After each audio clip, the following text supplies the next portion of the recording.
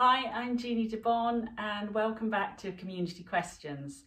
So I had a few questions about actually finding support and finding help. So somebody was asking how to find a suitably qualified physical therapist. Yeah, I know this can be a challenge. Unfortunately, we're still spreading the word about how to work with hypermobile patients and clients, but there are people out there who are proficient, who are learning about these conditions, who are experts in their own field. So how do you find these people? Well, on my website we have the IMM directory, which is a list of people who have trained with me in my integral movement method, many of whom are physiotherapists and physical therapists, as well as Pilates teachers, yoga teachers, mindfulness teachers. We have a whole range of people who have trained. So that would be a good place to start. The EDS Society Healthcare Professional Directory also has a list of people, physical therapists, who are proficient in working with EDS patients. Word of mouth as well, a lot of these support groups often recommend people on there. But yes, I totally understand. It is challenging. It really is. And that's one of the reasons why I wanted to create the EDS Echo program with the EDS Society, to help train more people. And, to date, we're just about to do our 5th course. So we'll have 120 people who have been trained all over the world. I mean, I know that's still small numbers, but it takes time, but we're getting there, and it's not something I'm going to give up on anytime soon, because it's so important that we do get the right help. What we do know is that traditional physical therapy and physiotherapy does not tend to work for our bodies.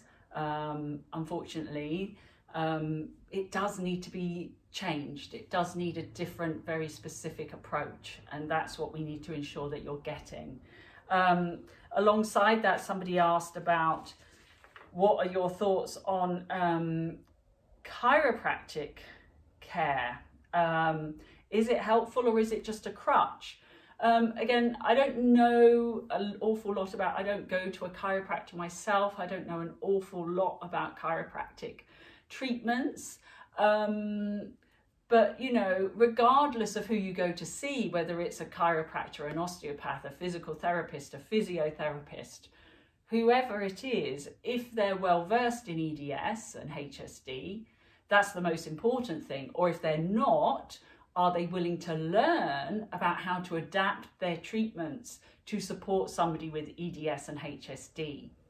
If they're not, then they're going to be applying their usual techniques, and that could be an issue. Okay, so it's more about the person who's treating you, I think, than the discipline. I will say a caveat to that. Again, especially if you've got hypermobility of the cervical spine, those high force manipulations of the neck are really not recommended for hypermobility. So I wouldn't probably be going down that route if I was seeing a chiropractor, especially again for anyone with delicate necks. I wouldn't be recommending high force manipulations of the neck. And again, that's in the research. Yeah, we don't recommend that kind of treatment for cervical instability. But again, as I say, I think it comes down to the person that you're seeing, rather than what they're doing. Is that person willing to change, willing to adapt, willing to listen to you? So that was a question about that. So then, talking about sort of seeing people, yeah, somebody asked, how do I rebuild confidence? Because I always end up overdoing it and injuring myself, and now I'm scared to exercise. And this is so common. I totally hear what you're saying. And again, if you're working with someone, a lot of that rebuilding of the confidence should hopefully come from them as well.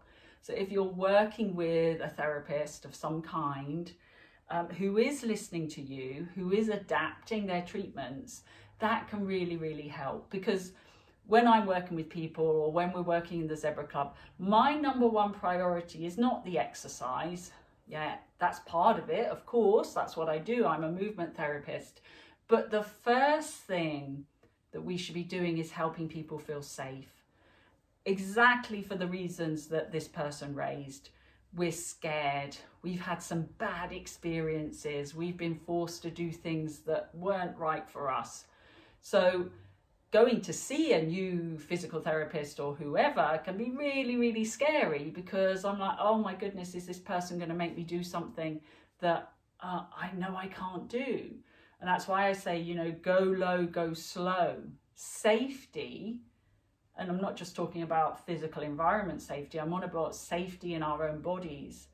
Feeling that somebody gets you, understands you, isn't going to do anything or make you do stuff that's too much too soon. Okay, so I think that's really, really important. Okay, so to build confidence, start low. Yeah, a lot of stuff on the mat, supine, nice and safe. Yeah, because you're fully supported, you don't need any special equipment. You know, I've got loads of videos on here. I've got a live class on here called about the parasympathetic nervous system. So that's a super gentle connecting with yourself class that could help. You know, we don't need to be doing fancy things to get moving again. We just need to start feeling safe and doing some very gentle stuff. And as I say, loads and loads of videos on here that are gentle. So, you know, start low, take your time. You know, you don't have to rush this process. Take your time and don't feel pressured, and don't compare yourself to other people. It does take us a little bit longer oftentimes to rebuild our strength and our confidence. And that's okay, that's okay. Take as long as you need, you know. It's a long game, let's put it that way, okay? And I think, you know, why do we overdo it? You know, there's so many reasons, isn't there? You know, maybe we've been given too much to do, maybe we've been given too much load, maybe we've been given too many repetitions, maybe I wasn't really listening to myself. I've got all these other thoughts and feelings about my condition. You know, I've been there. I felt, you know, annoyed and frustrated because I couldn't do what other people were doing because I was having a pain flare or a chronic fatigue flare, and I would kind of try and push through it. And that often tends to come back and bite you. So I don't recommend pushing through things, you know, tends not to work out. So I think learning to really listen to your body, be kind to yourself, you know. Some days we're going to be able to do less than maybe we did the day before, and that's okay. I think we need to be kind to ourselves, as long as we're doing little and often, you know, and gently. You're sending good messages to your body and you're feeling safe, okay? So you're not going to ramp up your nervous system and get it agitated, okay? And in that way, we will feel less scared about exercise, about movement. So I hope that helps. I'm just checking, was there anything else in that category? I don't think so. Oh yes, how do we gain muscle strength without risking joint problems? Well, this is kind of on a similar vein. Another great question. You know, we're always told, oh, you've got hypermobility, you need to get stronger.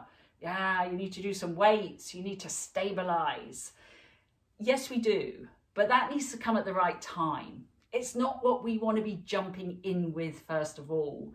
Okay, so absolutely we want to get stronger. Of course we do. The more muscle tone we have, the more postural tone we have, we're going to be able to hold ourselves in a better position, have better alignment. It's going to put less pressure on our joints. All of those things are super, super important.